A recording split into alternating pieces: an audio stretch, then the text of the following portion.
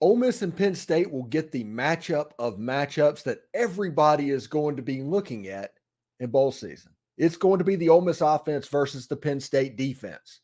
It's going to be a war. It's going to be fantastic, and I can't wait for it to get here. This is the Locked On Ole Miss podcast. You are Locked On Ole Miss, your daily podcast on the Ole Miss Rebels, part of the Locked On Podcast Network, your team every day.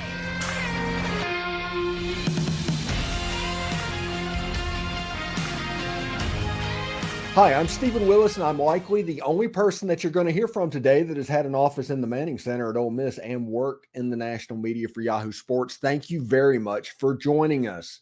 Today on the show, we talk about the matchup that is going to be the story of bowl season. That is the Ole Miss offense versus the Penn State defense. This is where the game will be won. We'll tell you the players to watch and which SEC defense compares to this unit. As I mentioned, I'm Stephen Willis, and this is the Locked On Ole Miss podcast, your daily podcast on the Ole Miss Rebels, part of the Locked On Podcast Network, your team every single day. We're free and available on all podcast apps and YouTube. Thank you for making the Locked On Ole Miss podcast your first listen every day, and a special thanks to the everydayers that make this show what it is. So this is going to be such a fun matchup. Such a fun matchup. You have two teams that are mirror images of each other. And you have an elite offensive unit with explosive playmakers. I mean, yards per play, Ole Miss, all of that. They dominated that during the season. And then you have Penn State, which is an elite defensive unit. And those two are going to butt heads in the Peach Bowl. You have an Penn State offense and an Ole Miss defense that isn't quite at the level of the other side of the ball. Honestly, that's probably where the game's going to be won, but we'll talk about that as we get closer. But right now, we're going to talk about the matchup between Ole Miss's offense and the Penn State defense. This Penn State defense is coached by Manny Diaz. He's the defensive coordinator up there. We all remember when Manny Diaz was the defensive coordinator of Mississippi State. We know what he does. This is a fast, explosive, free-flowing defense that Penn State has at their disposal. One thing that's actually interesting, the leading tackler on Penn State's defense has 54 tackles. Now, if you think about that, that tells you they're not used to playing a whole lot of plays. They get off the field and they play a lot of players. That is what that tells you. But the thing that this defense lives off of is explosivity. They have three all Big Ten players that play at the defensive end position and one at the linebacker, and that creates a triangle, kind of a triangle of death, real similarly, honest, to what Texas A&M was able to do to the rest of the SEC as well. That is probably the comp for a defense as Texas A&M. Now, the hope for that is Ole Miss put over 500 yards up on Texas A&M, but Penn State's number one, let's see, I'll go ahead and bring this up. They're number one in sacks with 48 on the year. They're number two in TFLs. Texas A&M is like third in sacks and second in TFLs, and they were at one point when Ole Miss played them number one in both. So it's a similar explosivity in this defense. Manny Diaz is going to flow to the ball. They're going to attack. Manny Diaz plays a style of defense that makes the offense adjust what they're doing to account for what he is going to do. That said, we all remember when Manny Diaz was the defensive coordinator of Mississippi State. The way you beat that defense is by misdirection, by hard play action, by screens. That is one way that you get at this defense. If you try to drop back and you do the thing that sometimes Ole Miss can fall victim to where you just drop back to pass, the quarterback's going to stand in the same spot in 2.5 seconds, and the defense get there? That can be problematic for this Ole Miss offense. And if that happens, Penn State will eat. Understand that. If Ole Miss gets into that game plan and starts doing that, Penn State will dominate the line of scrimmage and the ball game. Ole Miss is going to have to move the pocket. They're going to have to utilize the screen game. They're going to have to use the quick game over the middle and the quick RPO pop passes. And they're going to have to vary the tempo that the quarterback is getting the ball out of his hand, just as much as the tempo being a factor for how fast each play runs.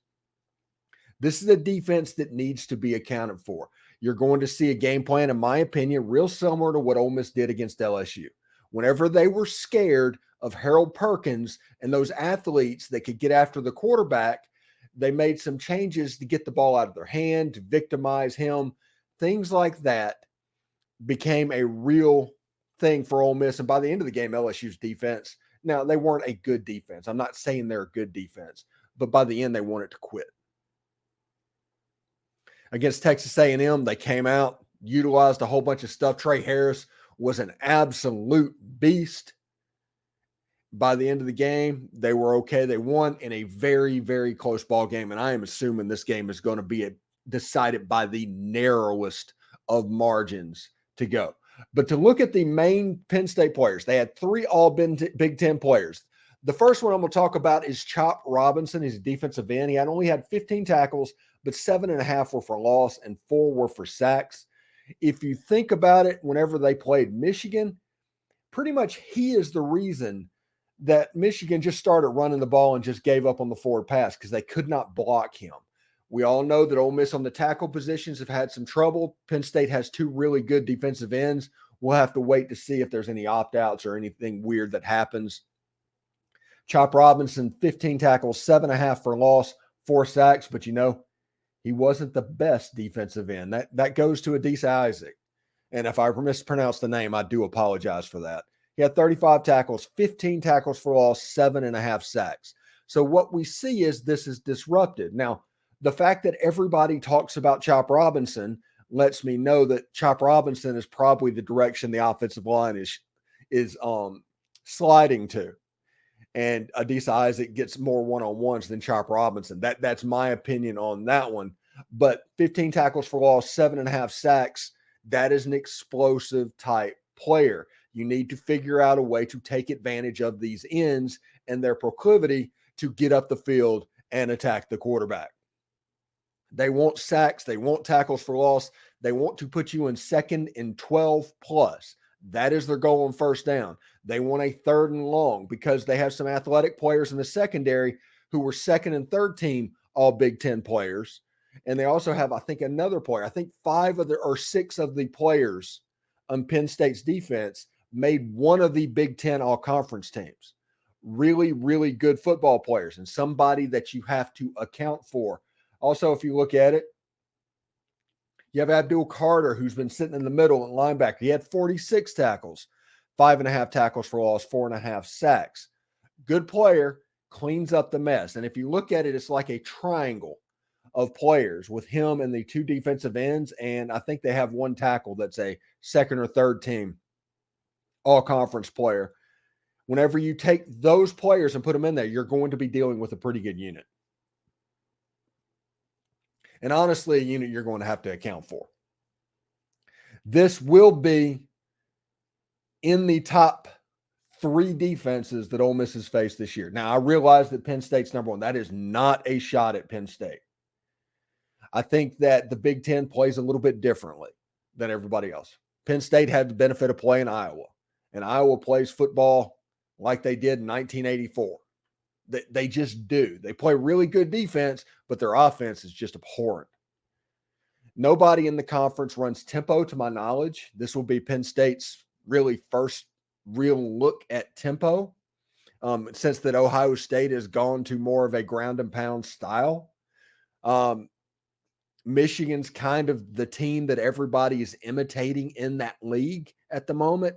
And all of that stylistically is completely different than what Ole Miss will present for Penn State. So while Penn State is an extremely explosive, extremely good defense, okay?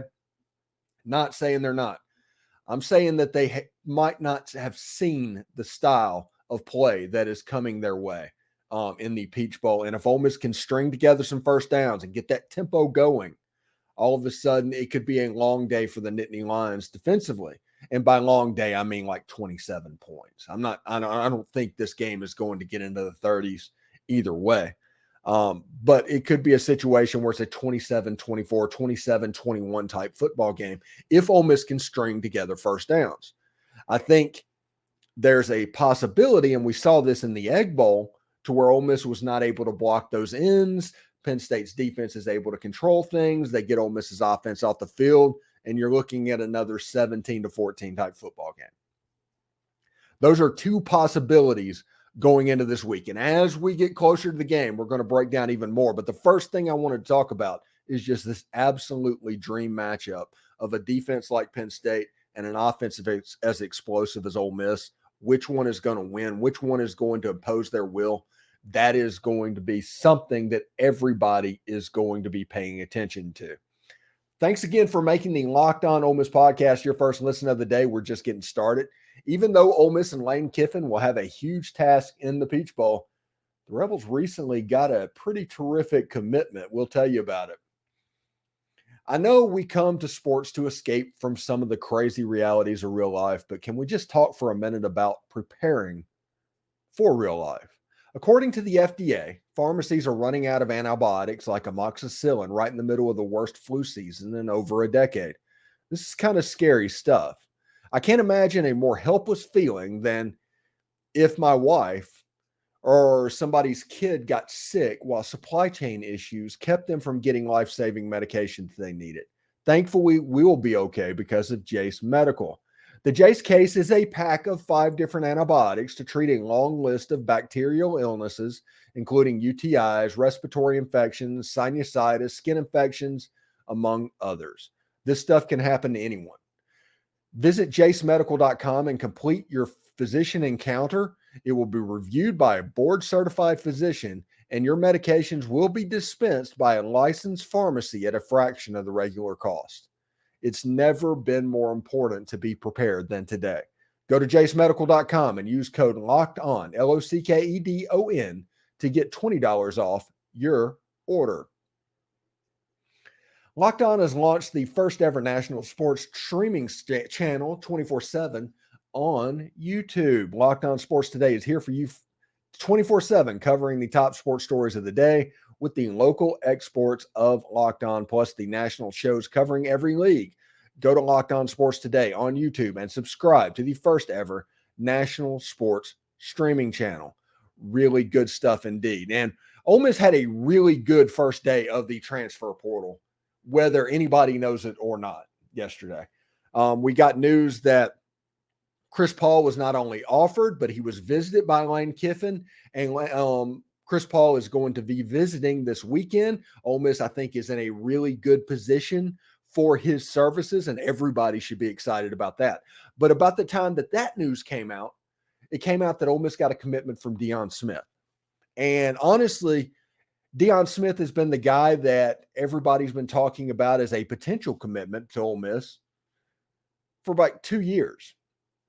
And he's a really good ball player that signed with, as you see, LSU out of high school. He was going to transfer to Ole Miss, didn't have the academics to do it or something like that, ended up having to go to JUCO. And he's working to get his degree, and he's worked extremely hard. Now, Deion Smith is committed to Ole Miss, and we'll talk about what that means in just a second. But I do want to say this right now, because there are going to be people that make this comparison. Everybody's going to say, Deion Smith, Chris Marshall, what's the difference? The difference, in my opinion, and this isn't talking down about either of the players, is Deion Smith is put in the work to get eligible and do what he needed to do the right thing. Whatever happened when he left LSU, whatever happened at East Mississippi or wherever he was, that's obviously been put behind him. And he's gone down to Goodman, Mississippi and Holmes Community College and played football. And if anybody is driven down Interstate 55 through Holmes County, Mississippi, you know that that's probably a reality check for a young man that has NFL aspirations, honestly, NFL talent. So he got right. He figured out what he needed to do. He handled business, went to Holmes County Junior College, and even with a simplistic playbook. And I like I said, I'm not talking down, but compared to what Lane Kiffin is going to throw at him, Holmes County can't necessarily compete. Holmes Community College, excuse me. And a lot of plays, you see a lot of tunnel screens, you see a lot of comeback routes, and you see him running deep. That is pretty much his route tree at Holmes Community College that I've seen, and I've watched the highlights that have been displayed, and just like everybody else has.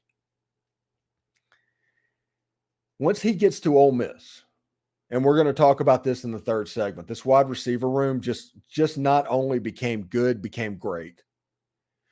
Because we're in a position to where I have it on pretty good authority that Trey Harris is 70-30 coming back to Ole Miss, which means that wide receiver unit for 2024, the first year of the 12-team playoff, that whole 9 yards, is potentially going to be Trey Harris and Deion Smith. And those are weapons, folks. Those are real weapons. We don't know about Jordan Watkins. Jordan Watkins came on an official visit with Deion Smith and Jaxson Dart. Those are two players we're waiting on official word. But honestly, if you think about it, would those players be hosting if they didn't have confidence that they'd be back? They went to the game. They did what they needed to do. They closed the deal, apparently. So if you have Deion Smith, Trey Harris, Jordan Watkins in the slot, who was a fantastic little slot wide receiver this year. I don't want to hear anybody disparage that. That leads Caden Priestcorn from this wide receiver unit, this pass offense, being next level. Being top 5 in the country type offense level. And I love Dayton Wade as a player. He is a fantastic football player. Deion Smith provides something a little bit else on the outside. He provides, honestly, another Trey Harris. It was like putting 2 Trey Harrises on the field. Unbelievable catch radius. Good athlete. He returned kicks at Holmes Community College. I don't know if he will at Ole Miss, or will Jordan Watkins come back and reassume that duty as well. But it will be interesting to see. I like the fact that Deion Smith has a chance. Honestly, he's good enough. He's age eligible. He can do 1 year at Ole Miss, go to the NFL draft, and do pretty well.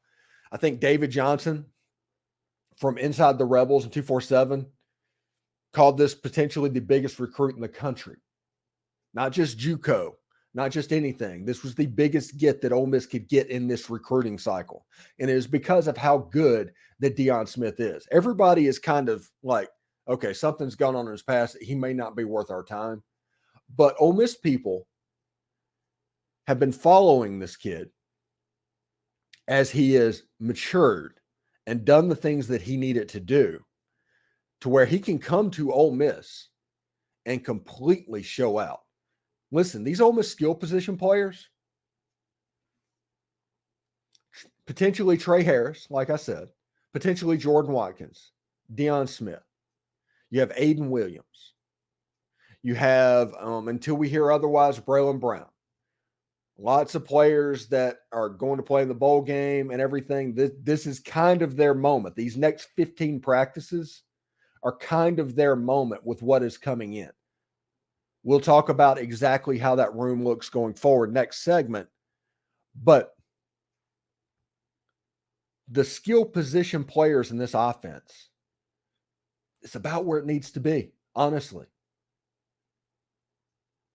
We all like Dayton Wade. We like what he did. He made 3 of the most unbelievable catches during the football season that we had all ever seen. He doesn't provide what Deion Smith does. I mean, that's just the truth. That's not disparaging. That's just about which player provides certain things for the team. Deion Smith has a chance to be epic at Ole Miss. And I don't mince that word and say it lightly. I know exactly what I said. And with Trey Harris on the other side, who are you going to double? Who gets the double team? Who are you going to bracket? Because last year, Trey Harris got the bracket. Consistently, Trey Harris got the bracket. Who are you going to bracket this year? If you bracket Trey Harris, Deion Smith is just going to eat you up. You got Jordan Watkins. If you try to do something both, you have everybody with single coverage. And then you have potentially, I haven't heard anything about this, but Caden Priestcorn. I'm assuming age-wise, he probably wants to move on to the next stage of his career, real similar to Dayton Wade. But if he comes back, that is a major move for Ole Miss football. I mean, it's pretty great indeed, honestly. Still more to come on Locked On Ole Miss, part of the Locked On Podcast Network, your team every day. The wide receiver room is moving from a position of need to a position of strength with the addition of Smith. How does that change portal strategy, high school recruiting, and things like that? Stick around. We will let you know. Right now, though, this show is brought to you by FanDuel. As the weather gets colder, the NFL stays hot with FanDuel. Right now, new customers get $150 in bonus bets with any winning $5 money line bet. That's $150 if your team wins. If you've been thinking about joining FanDuel, there's no better time to get in on the action. This app is so easy to use, and there's a wide range of betting options, including spreads, player props, over-unders, and more. So visit FanDuel.com/lockedon and kick off the NFL season. FanDuel, it's an official partner of the NFL.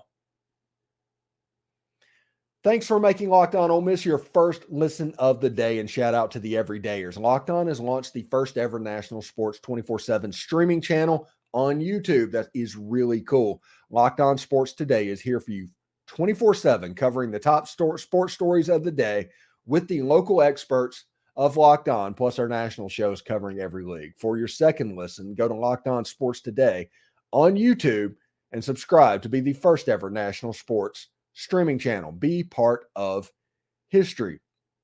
Now, with the addition of Deion Smith, and you have Trey Harris, you have Aiden Williams, that's three really good targets right there.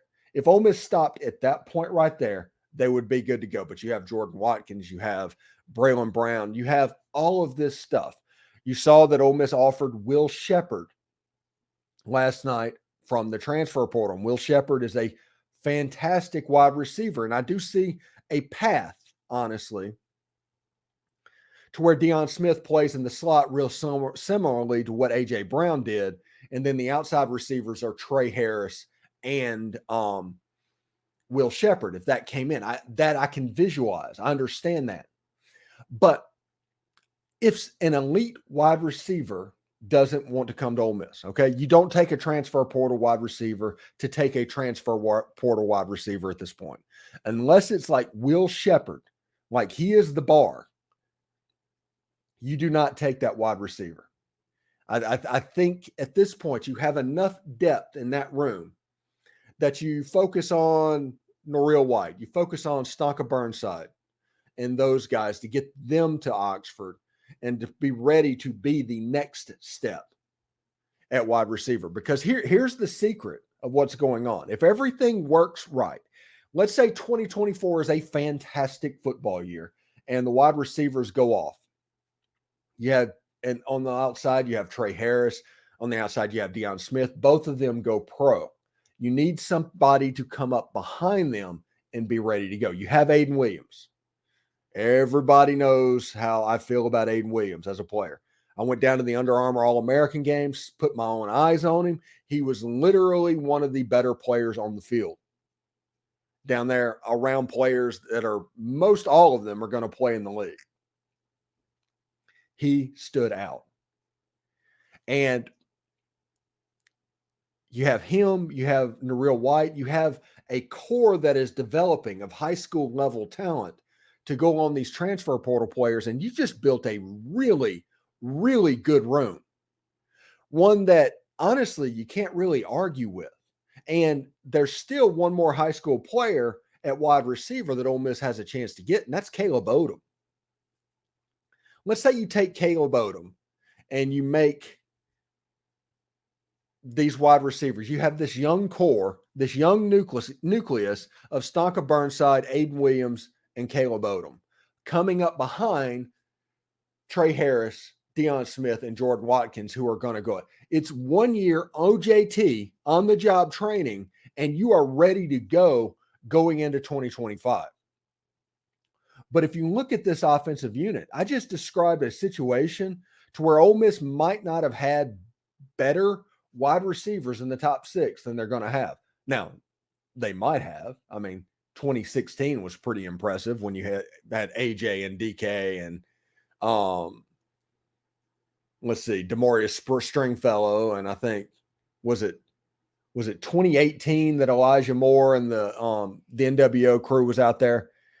There's been some massively good wide receiver units at Ole Miss. Okay, so I'm not ready to Mount Rushmore anything yet, but potentially, if you're looking at potential, and we all joke, there's like, hey, the coach, what is the old coaches saying? Your potential is going to get me fired.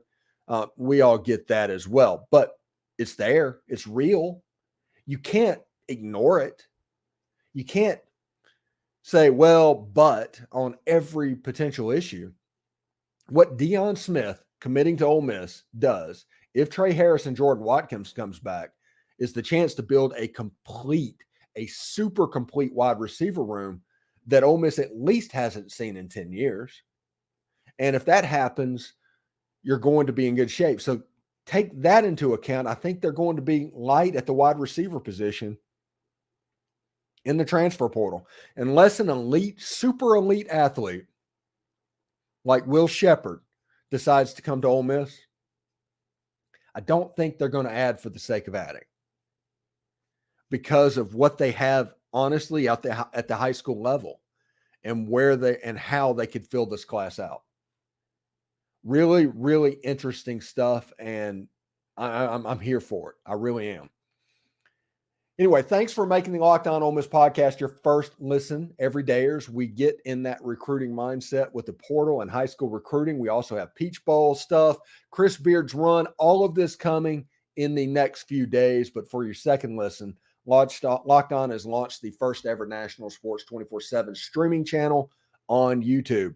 Locked On Sports Today is here for you 24/7, covering the top sports stories of the day with the local experts of Locked On, plus our national shows covering every league. For your second listen, go to Locked On Sports Today on YouTube and subscribe to the first ever national sports 24/7 stream channel. For those of you on YouTube, we'll send you there right now. We'll see you later. Hotty toddy.